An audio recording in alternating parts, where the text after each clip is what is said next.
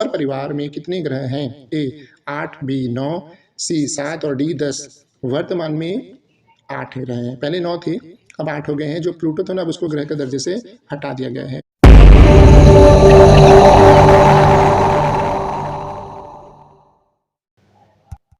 प्रश्न क्रमांक 1, उत्तर गुप्त युग में जो विश्वविद्यालय प्रसिद्ध हो गया था। ऑप्शन हैं ए कांची, बी तक्षशिला, सी नालंदा या फिर डी वल्लभी। तो उत्तर गुप्त युग में जो है नालंदा विश्वविद्यालय प्रसिद्ध हो गया था। प्रश्न क्रमांक 2, भारतीय नेपोलियन की उपाधि किसे दी गई है? ये रहे आपके ऑप्शंस। ए चंद्रगुप्त मौर्य, बी समुद्रगुप्त, सी चंद्रगुप्त प्रथम या फिर डी हर्षवर्धन। सही जवाब होगा बी समुद्रगुप्त। प्रश्न क्रमांक 3, आयुर्वेद के वैद्य चिकित्सा का भगवान किन्हें मानते हैं? ये रहे आपके ऑप्शंस। ए सुश्रुत, बी च्यवन्न, सी धन्वंतरी या फिर डी चरक। सही जवाब होगा सी धन्वंतरी। चौथे क्रम का प्रश्न है दोस्तों, पहला ज्ञात गुप्त शासक कौन था? काफी महत्वपूर्ण प्रश्न है ये, परीक्षा में पूछा हुआ। ए श्रीगुप्त, बी चंद्रगुप्त एक, सी घटोत्कच या फिर डी कुमारगुप्त प्रथम। तो इसका सही जवाब होगा ए श्रीगुप्त। पांचवें क्रम का प्रश्न है दोस्तों, रोमन साम्राज्य के साथ भारत का व्यापार रोम पर किसके द्वारा आक्रमण के साथ समाप्त हो गया? ए अरबों द्वारा, बी हंगेरियों द्वारा, सी हुणों द्वारा या फिर डी तुर्कों द्वारा। सही जवाब होगा सी हुणों द्वारा। हुणों के आक्रमण के बाद जो है रोम के साथ व्यापार समाप्त हो गया था भारत का। प्रश्न क्रमांक 6, आर्यभट्ट और वराहमिहिर के सुविख्यात नाम किसके युग के साथ संबंधित हैं? ए गुप्त वंश, बी कुषाण वंश, सी मौर्य वंश या फिर डी पाल वंश। सही जवाब होगा ए गुप्त वंश। सातवें क्रम का प्रश्न है, इलाहाबाद के स्तंभ में किसकी उपलब्धियां उत्कीर्ण हैं? ये रहे ऑप्शंस। ए चंद्रगुप्त मौर्य के, बी समुद्रगुप्त के, सी विक्रमादित्य के या फिर डी स्कंदगुप्त के। ये प्रश्न भी इंपॉर्टेंट है, तो इसका सही जवाब होगा बी समुद्रगुप्त के। आठवें क्रम का प्रश्न है दोस्तों, चीनी यात्री फाहियान किस गुप्त शासक के शासनकाल के दौरान भारत आया था? ये रहे आपके ऑप्शंस। ए चंद्रगुप्त मौर्य के समय में, बी समुद्रगुप्त के समय आया था, या सी चंद्रगुप्त द्वितीय के समय आया था, या फिर डी जो है आपका कुमारगुप्त के समय आया था। तो इसका सही जवाब होगा चंद्रगुप्त द्वितीय के समय में आया था। इसी को विक्रमादित्य भी कहते थे। 9वें क्रम का प्रश्न है, और आपको बता दूं शिक्षक भर्ती परीक्षा संबंधित सारे वीडियो जो है आपको इस चैनल पे लाइन से मिलने वाले हैं। वो भी 2-2 पार्ट में मिलेंगे, कम से कम 100 प्रश्न तो मिलेंगे जो कि काफ़ी इंपॉर्टेंट होंगे। तो चैनल को सब्सक्राइब आप जरूर कर लें। 9वें क्रम का प्रश्न है, गुप्त शासकों के बारे में निम्न में से कौन सा कथन सही नहीं है? ए उन्होंने मुख्यतः उत्तर तथा मध्य भारत के भागों पर शासन किया, बी राजपद वंशागत था और सिंहासन सदा सबसे बड़े पुत्र को मिलता था, सी न्याय प्रणाली जो है पहले की अपेक्षा बहुत अधिक विकसित थी, या फिर डी भूमि करों में वृद्धि हुई और व्यापार तथा वाणिज्य पर करों में कमी। तो इसमें से कौन सा कथन सही नहीं है? तो ये जो बी दिख रहे हैं ना आपको, राजपद वंशागत था और सिंहासन सदा सबसे बड़े पुत्र को मिलता था, ये बात सही नहीं है। 10वें क्रम का प्रश्न है, कवि कालिदास किसके राजकवि थे? ए चंद्रगुप्त मौर्य के थे, बी समुद्रगुप्त के थे, सी चंद्रगुप्त द्वितीय के थे, या फिर डी कुमारगुप्त के थे। तो सही जवाब होगा कालिदास जो है चंद्रगुप्त द्वितीय यानी कि विक्रमादित्य के शासनकाल में जो है कालिदास जी जो थे। 11वें क्रम का प्रश्न है, गुप्त युग का प्रवर्तक कौन था? ए घटोत्कच, बी श्रीगुप्त, सी चंद्रगुप्त प्रथम या फिर डी समुद्रगुप्त। तो गुप्त युग जो है उसको माना जाता है कि श्रीगुप्त ने जो है इसकी स्थापना की थी, गुप्त वंश की। अगला प्रश्न है 12वें क्रम का, गुप्त राजवंश किस लिए प्रसिद्ध था? काहे के लिए प्रसिद्ध था? ए कला और स्थापत्य के लिए प्रसिद्ध था, बी साम्राज्यवाद के लिए प्रसिद्ध था, सी राजस्व और भूमि सुधारों के लिए प्रसिद्ध था, या डी इनमें से किसी के लिए प्रसिद्ध नहीं था। तो गुप्त राजवंश जो है ना वो कला और स्थापत्य के लिए काफ़ी प्रसिद्ध रहा। 13वें क्रम का प्रश्न है गुप्त शासकों की सरकारी भाषा क्या थी। अच्छा प्रश्न है। ए पाली, बी प्राकृतिक, सी हिंदी या फिर डी संस्कृत। तो इनकी जो सरकारी लैंग्वेज थी वो थी डी संस्कृत। अगला प्रश्न है दोस्तों, गुप्त शासन के दौरान निम्नलिखित में से ऐसा कौन सा व्यक्ति था जो एक महान खगोल वैज्ञानिक तथा गणितज्ञ था। ये रहे ऑप्शंस। ए भानुगुप्त, बी बाणभट्ट, सी आर्यभट्ट या फिर डी वरामिहिर। तो ये जो गणितज्ञ और खगोल वैज्ञानिक, ये दोनों जो है ना आप अच्छे से जानते हैं, आर्यभट्ट था। इसी ने शून्य दिया है दुनिया को, आर्यभट्ट ने। 15वें क्रम का प्रश्न है दोस्तों, गुप्त राजा जिसने विक्रमादित्य की पदवी ग्रहण की थी वह था। ए स्कंदगुप्त पट, बी समुद्रगुप्त, सी चंद्रगुप्त द्वितीय या फिर डी कुमारगुप्त। तो कौन था, कई बार बता चुका, चंद्रगुप्त द्वितीय जो है उन्हीं को ही विक्रमादित्य कहते हैं। 16वें क्रम का प्रश्न है, निम्नलिखित में से गुप्त वंश का वह राजा कौन था जिसने हूणों को भारत पे आक्रमण करने से रोका। ए स्कंदगुप्त, बी समुद्रगुप्त, सी चंद्रगुप्त द्वितीय या फिर डी कुमारगुप्त। तो 16वें प्रश्न में जो है हूणों को जो है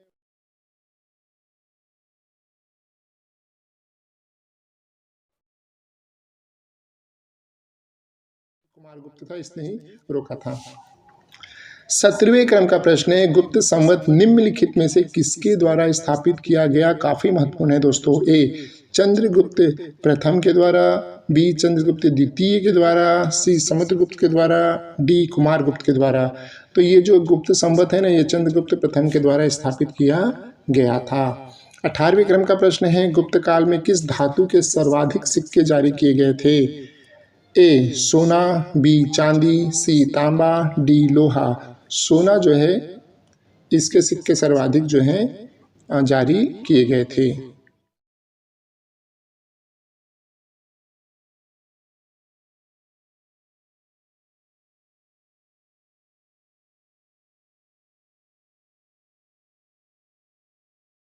थे 19वां है, चंद्रगुप्त द्वितीय और को किस नाम से जाना जाता था। ए समुद्रगुप्त के नाम से, बी स्कंदगुप्त, सी विक्रमादित्य, डी राणा गुप्त। तो चंद्रगुप्त द्वितीय जो है विक्रमादित्य के नाम से जानते थे। रिपीट हो रहा है क्वेश्चन। 20वें क्रम का प्रश्न है, निम्नलिखित में से किनके सिक्के संगीत के प्रति उनका प्रेम दर्शाते हैं। ऑप्शन हैं। ए मौर्य के, बी नंदों के, सी गुप्तों के या फिर डी चोलों के। तो जो गुप्त वंश के राजा थे इनके जो सिक्के हैं वो संगीत के प्रति प्रेम को दर्शाते हैं। 21वें क्रम का प्रश्न है, बाणभट्ट निम्नलिखित में से किस सम्राट के राज दरबारी थे। ए विक्रमादित्य, बी कुमारगुप्त, सी हर्षवर्धन या फिर डी कनिष्क। बाणभट्ट जो है दोस्तों सी हर्षवर्धन के समय में थे। 22वें क्रम का प्रश्न है, हर्षवर्धन अपनी धार्मिक सभा कहाँ किया करता था। ए मथुरा में, बी प्रयाग में, सी वाराणसी में, डी ताम्रलिप्ति में। तो देखिए ये जो है हमेशा प्रयाग, जिसको वर्तमान में इलाहाबाद कहते हैं, यहाँ पे अपनी धार्मिक सभा किया करता था। 23वें क्रम का प्रश्न है, एक महान रोमानी नाटक कादम्बरी का लेखक कौन था। ए बाणभट्ट, बी हर्षवर्धन, सी भास्करवर्धन, डी बिंदुसार। तो इसका सही जवाब होगा कादम्बरी के लेखक ए बाणभट्ट हैं। 24वें क्रम का प्रश्न है, निम्नलिखित में से किसकी रचना हर्षवर्धन ने नहीं की। तो इनमें से किसकी रचना जो है हर्षवर्धन ने नहीं की है। ए हर्षचरित्र, बी रत्नावली, सी प्रियदर्शिका और डी नागानंद। तो आपको जान के हैरानी होगी हर्षवर्धन ने हर्षचरित्र नहीं लिखा है। ठीक है। 25वें क्रम का प्रश्न है दोस्तों, हर्ष द्वारा आयोजित कन्नौज सभा किसके सम्मान में की गई थी। ए फाहियान, बी इत्सिंग, सी हुएत्सांग, डी मैगस्थनीज। तो ये जो है हुएत्सांग के सम्मान में जो है कन्नौज सभा की गई थी। 26वें क्रम का प्रश्न है, थोड़ा सा साइंस के और भूगोल की तरफ भी आते हैं। वायुमंडलीय दाब मापने का पैमाना है, काफ़ी इंपॉर्टेंट क्वेश्चन है, पूछते ही रहता है। ए बैरोमीटर, बी मिलीमीटर, सी वोल्टमीटर, डी डेकामीटर। तो 26वें क्रम का जो प्रश्न है उसका सही जवाब होगा ए बैरोमीटर। 27वें क्रम का प्रश्न है, अमीबा में कुल कितने शैल या कोशिकाएं होते हैं। ऑप्शन हैं 1, ए का 1, बी का 2, सी का 3 और 4 का डी का 4। तो अमीबा में जो है वो एक कोशिका होता है। 28वें क्रम का प्रश्न है, नागालैंड भारत का विविधता राज्य कब बना? तो ये प्रश्न काफ़ी इंपॉर्टेंट है नागालैंड के बारे में।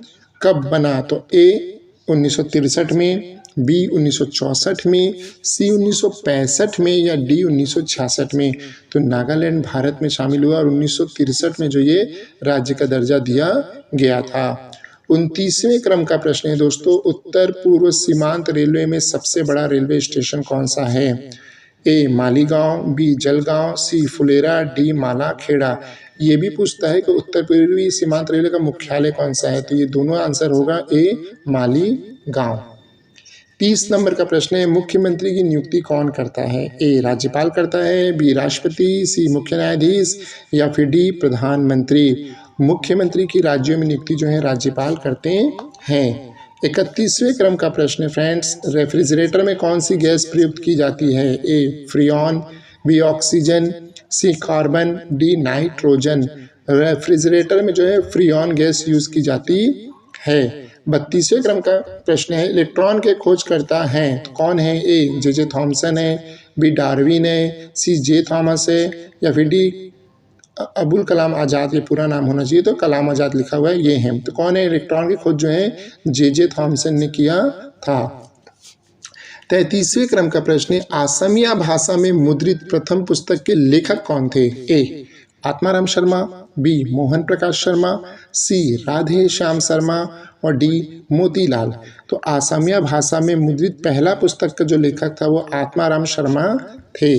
34वें क्रम का प्रश्न है, रविंद्रनाथ टैगोर ने भारत के राष्ट्रीय गान के अलावा किस एक और देश का राष्ट्रीय गान लिखा? पता है आपको? अगर ये पता होगा ऑप्शन आंसर तो मुझे कमेंट जरूर कीजिएगा, हमको पता था। ए बांग्लादेश, बी चाइना, सी श्रीलंका और डी पाकिस्तान। तो रविंद्रनाथ टैगोर जी ने जो है बांग्लादेश का भी राष्ट्रगान लिखा है। 35वें क्रम का प्रश्न है, हीटर के तार किस चीज़ के बने होते हैं? ए नाइक्रोम के, बी सोने के, सी चांदी के, डी तांबे के। तो हीटर के जो तार होते हैं ना वो नाइक्रोम के बने होते हैं, काफ़ी ज़्यादा गर्मी सह सकते हैं। 36वें क्रम का प्रश्न है, लोहे पे जंग लगने से उसका भार, काफ़ी इंपॉर्टेंट है। ए बढ़ता है, बी अत्यधिक बढ़ता है, सी कम हो जाता है, डी ज़्यादा हल्का हो जाता है। लोहे पे जब जंग लगता है ना तो उसका भार बढ़ जाता है। अगला प्रश्न है दोस्तों, विश्व का सबसे बड़ा नदी द्वीप मांजुली असम के किस जिले में स्थित है? एक पतालपुरी में, बी दार्जिलिंग में, सी मुनावारी में और डी शिवासागर में। तो ये जो नदी द्वीप मांजुली असम के पतालपुरी जिले में स्थित है। 38वें क्रम का प्रश्न है, ध्वनि की चाल अधिकतम किस में होती है? ध्वनि जो होता है उसकी चाल किस में अधिकतम होती है? तो ए स्टील में, बी लोटे में, सी जस्ते में, डी पीतल में। जो लोग एग्जाम देते होंगे ना उनको पता होगा ये सब क्वेश्चन कितने इंपॉर्टेंट है, पूछता है। अधिकतर क्वेश्चन ऐसे क्वेश्चन रिपीट करता है। तो ध्वनि की जो सबसे अधिक चाल होती है ना वो स्टील में होती है। अगला प्रश्न है दोस्तों, किसे भविष्य की धातु कहा जाता है? ए titanium, be lead, C mercury या फिर डी प्लेटिनम। भविष्य की धातु जो है टाइटेनियम को कहा जाता है। 40वें क्रम का प्रश्न है, कौन सा तत्व स्वतंत्र अवस्था में पाया जाता है? ए सल्फर, बी सोडियम, सी हीलियम, डी बेरिलियम।